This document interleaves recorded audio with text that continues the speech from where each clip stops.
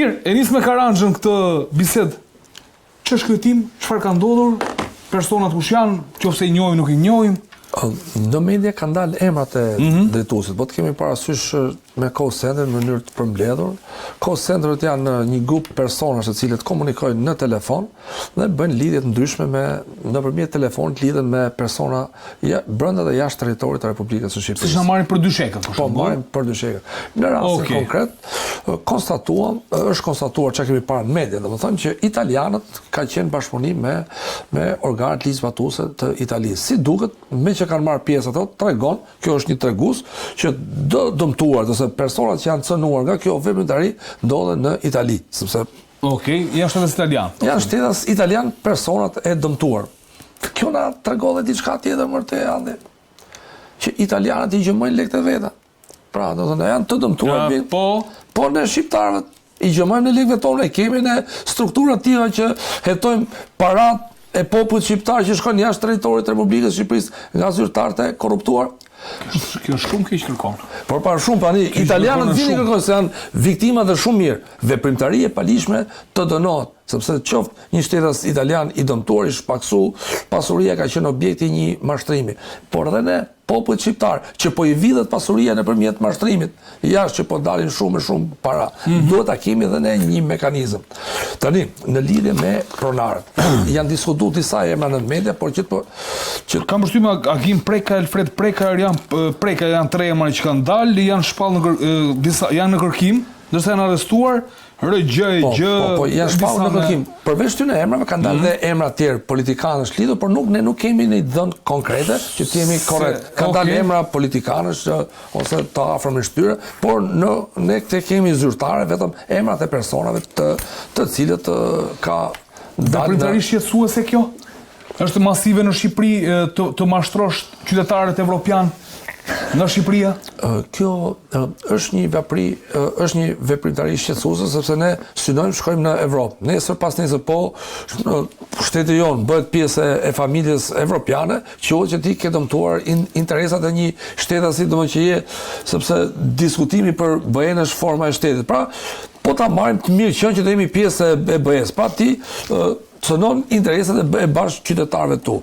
Paksimi i pasurisë, qoftë një shtetasit tuaj nëpërmjet vjedhjes, nëpërmjet mashtrimit, si për shqiptar, si për tuar, është dëm i madh që i bëhet, sepse ndiqen metoda mashtruese, klonimet e kartave, merren dhënat personale të personave, të cilët paksojnë pasurinë dhe nëpërmjet të kartave mund të vidhen kartat, vidhen dhënat. Këtu rastet konkrete kanë përshtypjen e kërkojnë investime në Forex, do të fut kaq të marrësh kaq. Po fut kaq edhe këtu prap ti jep dhënat, sepse investuar ti jep nëpërmjet kartës dhe këto nëpërmjet kartës, dhe se këta personat çka konstatojnë që investimi ka ikur, pra ti ke humbur, pra këto paratë investuara ka kaluar në vend tjetër, ndiqen, shkojnë nëpër banka që janë jashtë BE-s ose në Afrikë dhe gjen forma domethënë që nesër pas nesër futet edhe në kriptomonedha. Prandaj këto na çuditi fakti ande që është mes Tiranës. Si ka mundësi mes Tiranës? Kulla mes Tiranës. Si ka mundësi duhet hetohet. Policia ku është? Po pra kjo është pyetja. Ku është mes Tiranës? Sepse na rezultoi 200 metra më ne ishte bolli pallat 100 kaç paleje. Që kështu më fali 100 metra i lart paleje, 40 kaç po të kemi parasysh. Te fillimi i rrugës Kavajës. Pra përndohet që mes Tiranës po ndodhen, do të thonë një diçka, sepse kemi parasysh edhe dikur kryetari i bashkisë nuk e kishte parë shtesën paleje përballë dritares. Edhe diçka tjetër, sepse këta punojës që rrinë aty janë shumë punojës, janë 30-40 që punojnë në atë vend. Pra, hyrje dalin ato hyrje dalin masive, dalin për cigare, vendet ku ambukësh Tajvani, aty afër se ti shef çan ato. Shif. Po. Edhe kush del, civila ka. Kështu që është një veprimtari që është e dënueshme, domethënë me sa e ka Spaku, siç është Spaku që po bashkëdon, ka proceduar, domethënë, ka konstatuar. Pra prokurori çmon ose konstaton sipas prokurorit duhet gjykatë që thotë që kemi një grup strukturuar kriminal që është në kompetencë. Se zakonisht këto, domethënë kemi të bëjmë me mashtrime kompjuterike. Pra ti jep dhëna fiktive një shtetasit tuaj, në 143 BE kodit penal është mashtrimi kompjuterik. Por në kadër grupit strukturuar kriminal do të kemi parasysh dhe rastin e Akshit, domethënë grupi strukturuar dhe pak a shumë është e njëjta gjë që ka proceduar. Me kompjutera dhe kjo punë, me kompjuterat para vjedhin para. Prend që si lexove këtë operacion është me interes ky në këto kushte ku jemi, çfarë fshihet, çfarë nuk fshihet. Shiko Andi, në mes të Tiranës, në zemër të Tiranës. Ç'është e vërteta, shqetësimi i call centrave me ndikim drejt për drejtit e qytetarët evropian është i kahershëm. Kohët e fundit ka marrë për masa të mëdha. Fillimisht mos gabohem, pa të ngritur një shqetësim policia spanjolle, mos gabohem, dhe u vunë në lëvizje policia shqiptare dhe filloi ca goditje. Kjo punë ka 5-6 vite. Shqetësimet tashmë edhe nëpërmjet Europolit, edhe nëpërmjet Interpolit, kanë mbritur në mënyrë të vazhdueshme prej 5 vitesh nga tek policia shqiptare. Që është e vërteta, policia shqiptare është në gjurmën e funksionimit të këtyre call centrave, po një pjesë prej punonjësve të policisë marrin rroga. Marrin rroga? Po, tek call centret. Pra e kanë pranuar si fenomen. Unë jam në dieni të disa rasteve që punonjësit e policisë dëman i thrasin, po? Ju bëjnë prezencë veprimtarinë e paligjshme, binë në kompromis përkundrejt pagesave. Madje disa raste kanë mbritur edhe tek drejtuesit e policisë në nivel komisariatesh dhe drejtorish. Kjo është shkatrimtare. Ndaj edhe policia, jo pa qëllim të thash që policia shqiptare është bërë pa besueshme për autoritetet partnere. Po, që në kryet. Edhe për Interpolin, edhe për Europolin, por edhe për FBI në raport me çështjet e trajnimit, të hetimit dhe të zbërthimit të telefonave celular. Kjo është pika e fundit e dorëzimit të policisë, të disa segmenteve të policisë, sepse policia ka 12.000 punonjës. Si punë lloj kazinove. Një 5 deri në 10% po. Edhe të kazinot. Ju e pat mënyrën e funksionimit të kazinove në qytetet periferike, jo në Tiranë. Në Tiranë ka shumë. Po në Tiranë nuk godet kush, sepse kemi thënë në veprimtarinë e paligjshme të kazinove, të lojrave të fatit, e drejtojnë njerëzit me mbështetje politike dhe kriminale. Ergjysha Gazi thoshte kam raportin e kazinos në ato komunikimet. Po, pra pikërisht. Dhe në këtë këndvështrim duke po, do jetë provë materiale ndoshta të dosja. Është dosja jo, është përgjimi të ato komunikime. Te përgjimi ka që ai që menaxhonte fondet e akshit më përpara nuk i shpërndante drejt dhe quhen Agazin që të shpërndaj drejt. Dhe Agazi i shpërndante më drejt sepse i bëni 2 fish. Po, bëndë dhe raportet. Tendret. Po, pikërisht pra. Pra, në këtë këndvështrim, kjo është problem tepër shqetësues, sepse ka marrë për masa të mëdha. Pra, për te trafikut të drogës, pastrimit të produkteve penale edhe të grupet fuqishme të trafikut ndërkombëtar të drogës, kjo çështja e kazinove sot është rënditet shumë lart në pikpamje të dëmit të madh që u shkaktohet qytetarëve evropian. Pra, grabitja e parave në formën e mashtrimit. Pra, me të drejtë, edhe prokurori thotë është mashtrim kompjuterik si vepër penale, por në fakt të gjveshish pensionistët ose qytetarët e Bashkimit Evropian. Një vend që po përgatitet për shkuar në BE, që trumbeton me të madhe qeljen e kapitujve, por ndërkohë nuk ka garantuar sigurinë.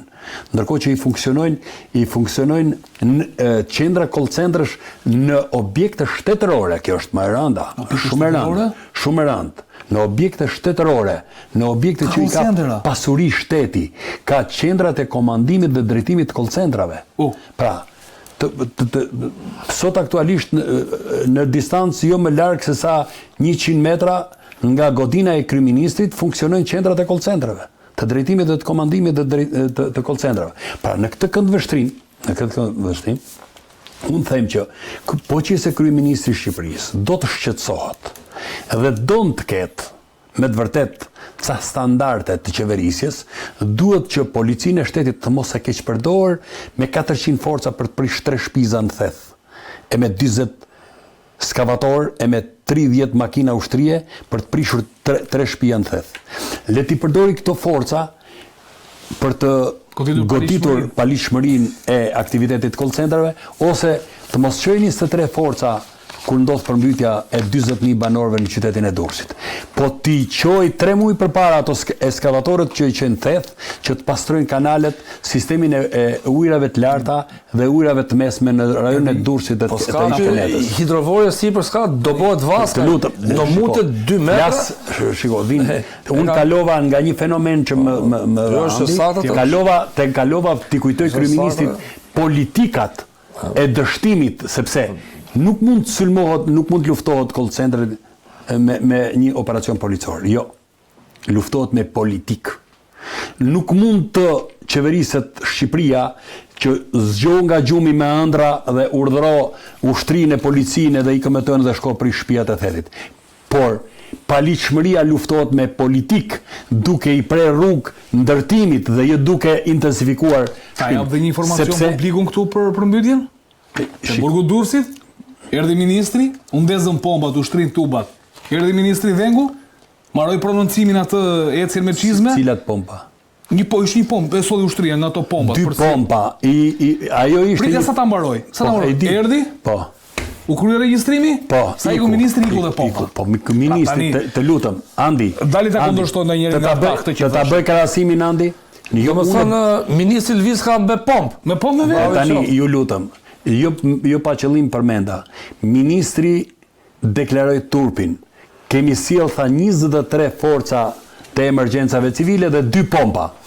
Kurse në theth që 40 traktor, eskavator dhe makina për të prishur shtëpit e thetjanëve. Ndërkohë që ka rezultuar që 72 orë përpara asnjë hidrovor nuk punon në Shqipëri, që janë të detyruar të punojnë me kapacitete 40, 50, 60, 70%, duke prit intensitetin e rreshjeve dhe duke rritur fuqinë e punës. E ka regjistri, mban çdo hidrovor mban regjistrin. Unë i kam kërkuar Ministrisë së Bujqësisë, drejtorive të bordeve të kullimit, të dalin të bëjnë publik regjistrin e kapaciteteve të punës të 22 hidrovoreve që janë në Republikën e Shqipërisë. Edhe t'ju them unë pse ju ka ndodhur përmbytja. Sepse e kanë marrë vesh përmbytjen punojësit e hidrovoreve duke luajtur domino nëpër lokale në mënyrë kategorike. Kështu funksionon shteti. Nëse shteti do të funksionojë me ëndrat e kryeministit dhe nëse një kryeministër egzaltohet duke prishur me telekomand ndërtimet në Shqipëri, jo të parandalojë ndërtimin, atëherë këtu do të shkojmë, por formula artë botërore, jo e Shemsiut, jo e Shqipërisë, formula artë është investo $1 në parandalim, që të parandalësh shpenzimin e $7 në rikuperim. Shqipërisë dhe qeverisë shqiptare i intereson që të vi dita që të qelen fondet për rikuperimin, që të shojnë tunelin, që të fitojnë parat atë $7, raportin 1/7 ta fitojnë. U qelë fondet Shemsi Prençi, janë gati parat, siç janë 50 milion euro. Tani, këto 50 milion euro duhet një pjesë ka përshkuar për investimet. 6 pjesë të tjera do të shkojnë në gjepat e drejtuesve të shtetit shqiptar. Po sepse kjo është formula. Praktika është një kena formulat e gatshme. Kjo është formula. 2/4. Kjo është formula. Jo, tek fatkeqësitë është 1/7. Atëherë është çik më rënd.